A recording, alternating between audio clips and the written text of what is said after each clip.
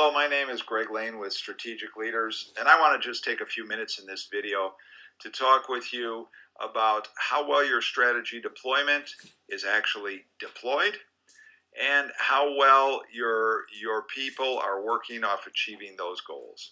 So the strategy deployment in your organization, although you feel it may be well deployed, in a recent survey of 2012 involving thousands of organizations in 29 markets in many countries, Towers Watson found that half of the respondents, although they answered they had strategy deployment, only 13% of those said that it was well engaged throughout the organization and there was involvement. So one of the questions I always ask when entering an organization is, I randomly sample 5 or 10 associates in various departments, and I ask them how well they can articulate or explain the strategy. I'm not necessarily looking for the same words, but I'm looking for the same themes. Is it well expressed, and is it well understood?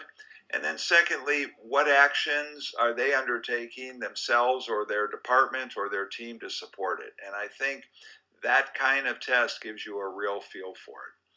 One of the larger mistakes I find is that many organizations that try to implement strategy deployment use what I would call some tick-the-box methodologies that tend to be more academic than practical.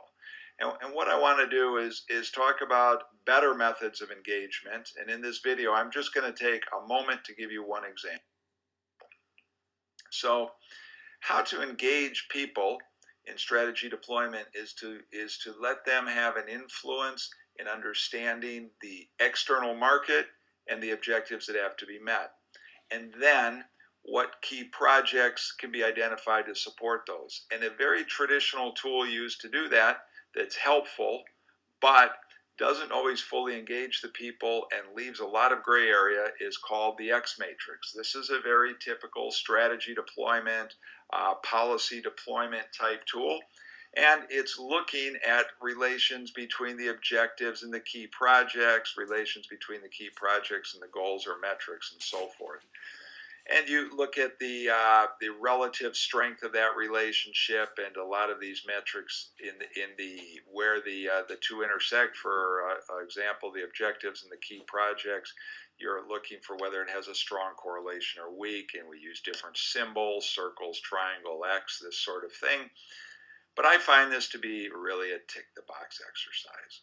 And for example, one substitute I found that really engages people is doing a similar matrix with Post-it pads, because Post-it pads create a lot of flexibility, where we look at the objectives that are originally introduced. Let's take this top corner of the matrix. This is obviously a much larger, more detailed matrix, but let's start with safety, quality, delivery, and assume there's some measurements and objectives under there that the top management has explained why those are critical into the market, and then go on through and develop metrics for those with the teams, the various leaders and department managers, and then go on through the various departments in a back and forth catch-ball process and try to understand how they can have either control over that or influence. And the various colors, the two color Post-its you're seeing, start to determine and distinguish between control and influence.